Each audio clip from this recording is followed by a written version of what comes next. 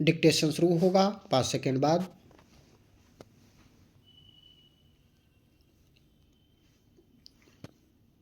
Start. राष्ट्रीय ग्रामीण रोजगार कार्यक्रम द्वारा ग्रामीण क्षेत्रों में बेरोजगार तथा कम रोजगार वाले पुरुषों तथा महिलाओं हेतु अतिरिक्त लाभप्रद रोजगार के अवसर प्रदान किए जाते हैं। निर्धन वर्गों का प्रत्यक्ष तथा निरंतर लाभ पहुंचाना तथा गांवों के आर्थिक एवं सामाजिक आधारभूत ढांचे को मजबूत करने हेतु उत्पादक सामुदायिक संपत्तियों का निर्माण करना, ताकि ग्रामीण अर्थव्यवस्था में तेजी से प्रगति तथा ग्रामीण निर्धनों की आय में निरंतर वृद्धि हो, इस योजना का मूल उद्देश्य है। भारत सरकार के मार्गदर्शी सिद्धांतों के अनुसार प्रदेश में जनवरी 1981 से यह कार्यक्रम चलाया जा रहा है। यह एक केंद्रीय परिवर्तित कार्यक्रम है जो राज्य और केंद्र सरकार के सहयोग से आधे आधे व्यय भार के आधार पर चलाया जाता है।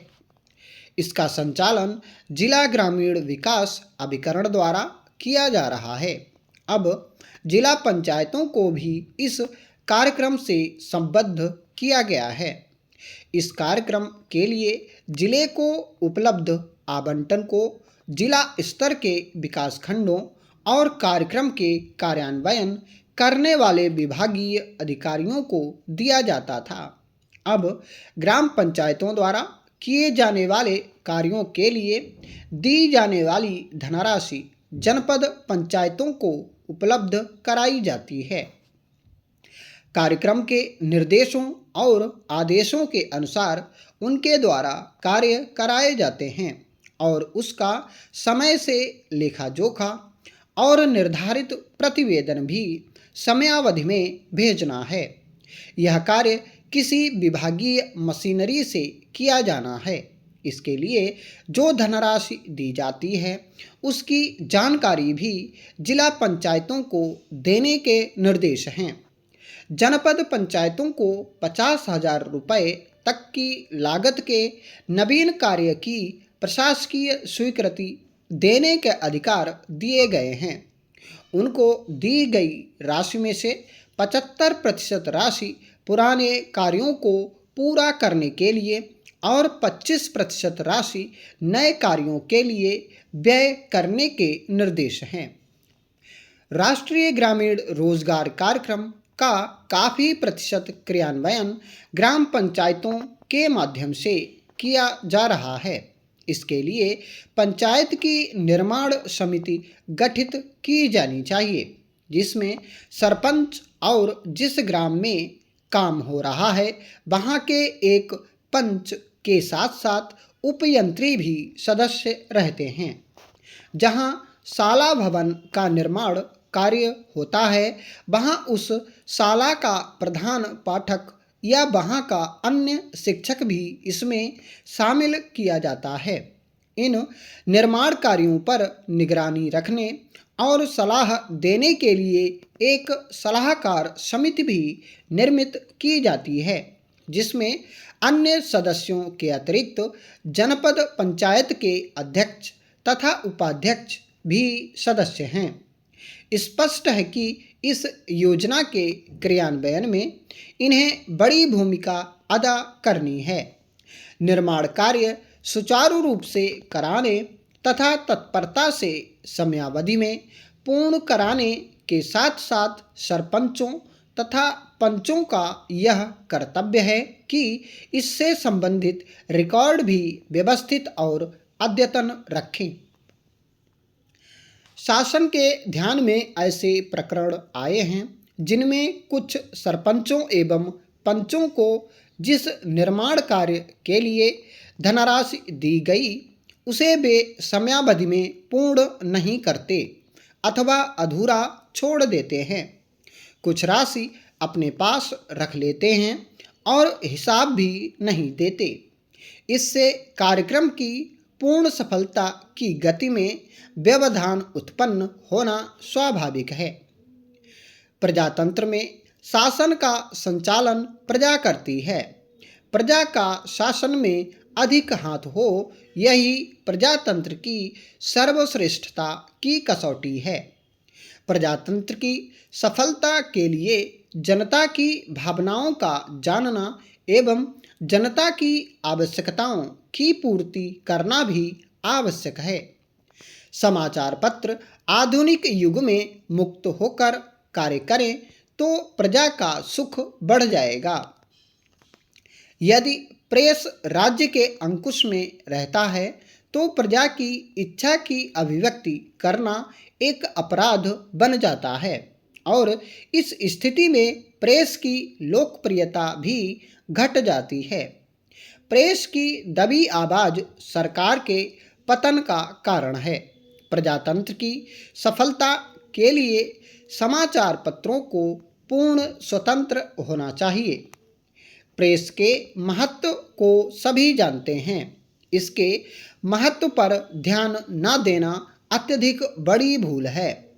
समाज के प्रत्येक व्यक्ति को देश विदेश की बात का ज्ञान समाचार पत्रों द्वारा ही होता है।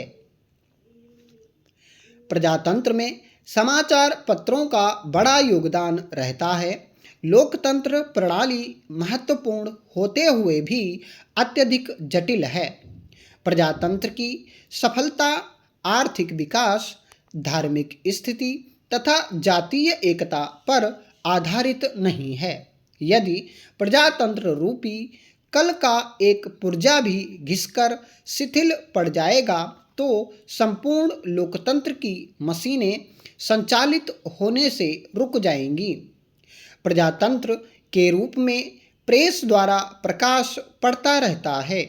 प्रेस की स्वतंत्रता के अनेक लाभ हैं। प्रजातंत्र का वास्तविक रूप समाचार पत्रों में दिखाई देता है। प्रजातंत्र पर समाचार पत्र ही अंकुश रखते हैं और इसी उद्देश्य से समाचार पत्रों को स्वतंत्र रहना चाहिए। जन आंदोलन की अभिव्यक्ति भी प्रेस ही कर पाने में सफल हुआ। यही नहीं, युग के कवि, दार्शनिक, संत एवं विचारकों के लेखों के समाचार पत्रों में स्थान पाकर आंदोलनों में जान ला दी और इन्हीं आंदोलनों के द्वारा प्रजातंत्र के गुण दोषों पर विचार किया गया।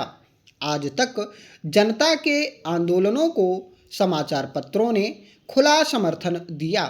इससे प्रजातंत्र में जन जागृति के आंदोलनों का रूप मुखरित हो उठा। राष्ट्रीय जागृति एवं राष्ट्रीय भावना का विकास प्रेस ही कर पाया है।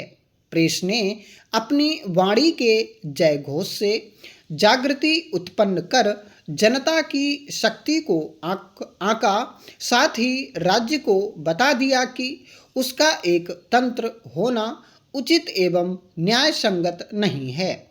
जनता के अधिकारों एवं कर्तव्यों का ज्ञान समाचार पत्रों ने ही बताया। जनता की गरीबी, भूखमरी, उत्पीड़न एवं रोगग्रस्तता के कष्टों में समाचार पत्रों ने ही बताया। जनता की गरीबी, भूखमरी, उत्पीड़न एवं रोगग्रस्तता के कष्टों में समाचार पत्रों ने सहायता की है। समाचार पत्र शक्ति के साधन रहे। जन आंदोलन की चिंगारी को प्रज्वलित करते रहे।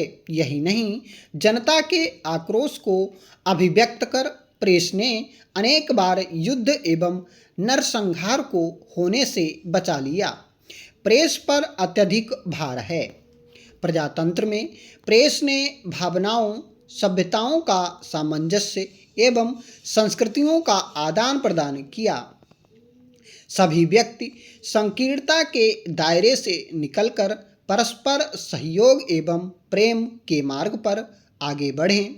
ज्ञान वृद्धि के साथ समाचार पत्रों ने अपनी विवेचना के माध्यम से प्रजातंत्र का मार्गदर्शन किया। जियो और जीने दो के सिद्धांत का प्रतिपादन किया तथा राष्ट्रीयता की संकीर्ण भावना से ऊपर उठकर अंतर्राष्ट्रीय भावना लाने में भी प्रेस अग्रणी रहा है। स्टॉप।